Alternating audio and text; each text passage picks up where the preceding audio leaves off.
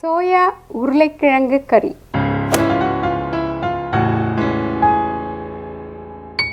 Hi, hello, வணக்கம். தோசை பீஸா உங்களை அன்புடன் வரவேற்கிறது. நான் காஸ்டர் ஜெயக்குமார்.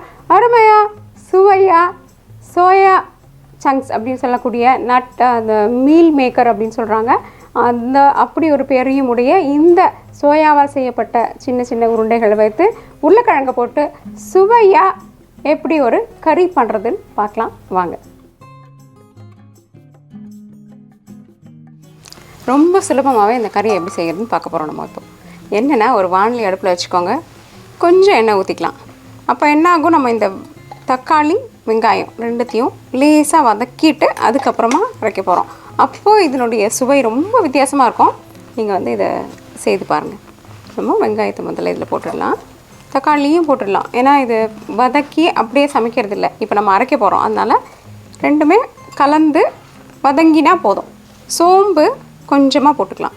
இப்போ இந்த சோம்பு பற்றி சில விஷயங்கள் சொல்லணும். நம்ம ஏற்கனவே பல பதிவுகளில் சோம்பு குழம்புகளுக்கு நம்ம அரைத்து ஊற்றுறதை நீங்கள் பார்த்துருப்பீங்க. சோம்பு சரியான அளவில் சேர்த்துக்கணும். கொஞ்சம் அதிகமாகிடுச்சுன்னா கூட என்ன ஆகும்னா, அது ஒரு கசப்பு, நம்ம எடுத்து அப்படியே வாயில் போட்டோன்னா பார்த்துருக்கீங்களா, கொஞ்சம் கசக்கும். அப்படி ஒரு கசப்பு தன்மை வந்துடும். அதனால் சோம்பு இவ்வளவு தான், 1/4 தேக்கரண்டி அப்படின்னா 1/4 தேக்கரண்டி தான் நம்ம அரைக்கிறதுக்கு எடுக்கணும், அதுக்கு மேலே எடுக்கக்கூடாது. அடுத்தது சிறிய துண்டு இஞ்சி, இது எல்லாத்தையும் போட்டாச்சு. மூடி கொஞ்சம் நேரம் இது வதங்கட்டும். வதங்கின அப்புறமா அரைக்கலாம். இப்போ நம்ம என்ன பண்ண போகிறோம், இந்த சோயாவை எப்படி வேக வைக்கிறதுன்னு பார்க்கலாம். இங்கே பாருங்கள், சோயா கிடைக்குது இல்லைங்களா.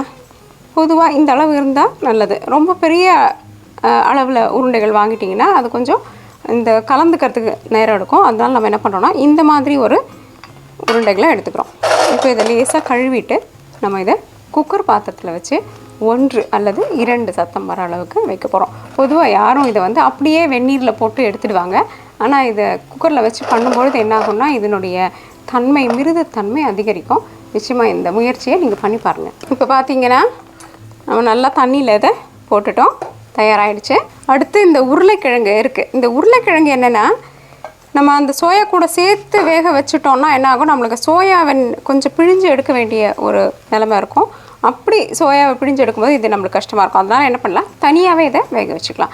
நம்ம கொதிக்கிற தண்ணியில் போட்டு நீங்கள் வேக வச்சிங்கனாலும் சரி, அல்லது இந்த குக்கர் முறையை பின்பற்றினாலும் சரி, இது தனித்தனியாக நம்ம வேக வச்சு எடுத்துக்கலாம். இப்போ இந்த சோயாவை நான் குக்கர் பாத்திரத்தில் வைக்க போகிறேன். 2 சத்தம் வர வரைக்கும் குக்கரை அடுப்பில் வைக்கலாம். பார்த்தீங்களா, 5 நிமிஷத்தில் ரொம்ப அழகாக வதங்கி இருக்கு. இப்போ நம்ம என்ன பண்ணுறோன்னா, இது கொஞ்சம் நேரம் ஆற விட்டுட்டு மிக்சர் ஜாரில் போட்டு நல்லா மையை அரைச்சி எடுத்துக்கலாம். ஆனால் இது கொஞ்சம் நேரம் ஆறட்டும். அதுக்குள்ளே நம்மளுடைய சோயாவும் ஒரு 2 சத்தம் வந்துடுச்சுன்னா தயார் நிலைக்கு வந்துடும். 2 சத்தம் நம்மளுடைய சோயாவின் மனம் நல்லா மூக்க துழைக்குது. இப்போ என்ன பண்ணுறாங்கன்னா, அடுப்பை அணைச்சிட்டு இதை எடுத்து கொஞ்சம் ஆற விட்டுடலாம். குக்கர் திறந்ததுக்கப்புறமா சோயாவும் நல்லா நம்மளுக்கு ஆறினா தான் என்ன ஆகும், கையில் பிழிய முடியும். அல்லது கொஞ்சம் குளிர்ந்த தண்ணி ஊற்றியதை அந்த தண்ணியை எடுத்துடலாம் நம்ம இப்போது. அதனால் இது கொஞ்சம் ஆறட்டும். ஆறினப்புறம் திறக்கலாம். இப்போ மீண்டும் நம்ம வாணலி அடுப்பில் வச்சுக்கலாம். சிறிதளவு எண்ணெய் ஊற்றிக்கலாம். ஏற்கனவே நம்ம வதக்கி வச்ச வெங்காயம் மற்றும் தக்காளி நல்லா ஆறி இருக்குது. இப்போ இதை லேசாக ஒரு அரைச்சி எடுத்துக்கலாம். இது பார்த்திங்களா, அருமையாக மையாக அரைஞ்சிடுச்சு. எண்ணெய் ஊற்றினோம் இல்லையா, அதில் மீதம் இருக்கிற சோம்பு, கிராம்பு மற்றும் பட்டை 1 நிமிஷம்தான், உடனே நம்ம அரைத்த விழுது இதில் போட்டுடலாம்.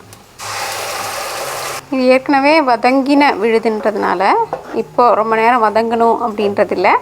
நம்மளுடைய சாம்பார் தூள் அல்லது தனியா தூள் இதை போட்டுக்கலாம். சாம்பார் பொடி செய்யும் முறையை ஏற்கனவே நம்மளுடைய பதிவில் வெளியிட்டிருக்கோம். கீழே இருக்கிற லிங்க் அல்லது மேலே இருக்கிற டிஸ்கிரிப்ஷன் டேப்பில் போய் பார்த்தீங்கன்னா உங்களுக்கு இதனுடைய தொடர்பு கிடச்சிரும். அப்புறம் நீங்கள் இந்த சாம்பார் பொடி எப்படி பண்ணுறதுன்னு பார்த்து சோயா சாம்பார் பொடியை தயாரிச்சிடலாம். மஞ்சள் தூள், மிளகாய் தூள். இப்போ ஒரு மிதம் அல்லது சிறு தீயில் வச்சு இந்த ஒரு 4-5 நிமிஷம் கொஞ்சம் நல்லா வதங்குற மாதிரி வச்சுக்கலாம். இந்த தூளெல்லாம் நல்லா இந்த மசாலாவோட கலக்கணும், வெங்காயம் தக்காளியோட. அதனால் இது ஒரு 4-5 நிமிஷம் இருக்கட்டும். அதுக்குள்ளே நீங்கள் பார்த்தீங்கன்னா நம்மளுடைய சோயா எப்படி ஆயிருக்குன்ட்டு மெத்துன்னு இருக்குது. இப்போ இதை லேசாக குளிர்ந்த தண்ணியில் போட்டு பிழிஞ்சு எடுத்துக்கலாம். நல்லா ஞாபகம் வச்சுக்கோங்க, ரொம்ப சூடாக இருக்கும். அதனால் அப்படியே பிழிஞ்சிடலான்னு பண்ணிட்டீங்கன்னா கையில் சுட்டுடும். அதனால் குளிர்ந்த தண்ணி போட்டுட்டு அதுக்கப்புறமா இதை பிழிஞ்சு எடுக்கலாம். இங்கே பார்த்தீங்களா, குளிர்ந்த தண்ணி போட்டோன்னா இப்படி ஒரு நுரை தன்மை வந்தது. நம்ம என்ன பண்ண போகிறோம்னா இதை நல்லா பிழிய போகிறோம். அப்போ என்ன ஆகும், இதுக்கு உண்டான ஒரு மணம் போயிட்டு நம்ம கறியில் செய்கிற அந்த மணம் இந்த சோயா எடுத்துக்கும். நல்லா பிழிஞ்சிட்டேன். இப்படி போட்டுருங்க. முழுவதுமாக சோயா போட்டாச்சு. அடுத்தது இங்கே பார்த்தீங்களா உருளைக்கிழங்கு வெந்தது. உருளைக்கிழங்கையும் போட்டாச்சு. இப்போ சிறிதளவு தண்ணீர் ஊற்றி அலசி இதில் நம்ம ஊற்றிடலாம். ஏற்கனவே பதிவில் வெளியிட்டிருக்கிறோம் இதே கரம் மசாலா பொடி. இதையும் செய்து பாருங்கள். சுவையாக வீட்டில் அருமையாக செய்யக்கூடிய ஒரு பொடி இது. அதை தூவிட்டு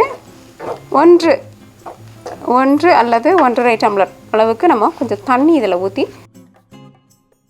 இப்போ தான் முக்கியமான ஒரு விஷயம், நம்ம கடைசியாக தான் இதில் உப்பை சேர்க்கணும். சோயாவை நல்லா வேக வச்சு பிழிஞ்சு எடுத்ததுக்கப்புறமா இப்போ நம்ம உப்பை சேர்த்துட்டு அதுக்கப்புறமா இதை நல்லா கொதிக்க விடு. நம்மளுடைய சோயா அருமையாக கொதித்து தயாராகிடுச்சு. இப்போ கொத்தமல்லி இலைகளை தூவி பரிமாறலாம். வித்தியாசமான அருமையான இந்த சோயா உருளைக்கிழங்கு கறி செய்து பாருங்களேன். நிச்சயமாக எல்லாரும் இன்னொரு முறை செய்து தரீங்களான்னு கேட்க போகிறாங்க. அப்படிப்பட்ட இந்த அருமையான சோயா கறியை செய்து உங்கள் கருத்துக்களை நிச்சயமாக மறக்காமல் எங்ககிட்ட பகிர்ந்துக்கோங்க. தோசை டு பீஸா என்றென்றும் உங்கள் நாவிற்கும் வயிற்றிற்கும் நல்லதொரு சுவை. இந்த வீடியோ உங்களுக்கு பிடிச்சிருந்தா லைக் ப்ரெஸ் பண்ணுங்கள். தோசை டு பீஸாக்கு மறக்காமல் சப்ஸ்கிரைப் பண்ணுங்கள். மற்றும் உங்களுடைய நண்பர்கள் உறவினர்கள் எல்லாருக்கும் இதை நீங்கள் இந்த லிங்க்கை கொஞ்சம் அனுப்பி கொடுத்தீங்கன்னா எல்லாரும் பார்த்துட்டு அவங்களுடைய கருத்துக்களை எங்ககிட்ட தெரிவிப்பாங்க. மேலும் தோசை டு பீஸா வளர்வதற்கு நீங்கள் உதவுமாறு கேட்டுக்கொள்கிறேன். நன்றி, வணக்கம்.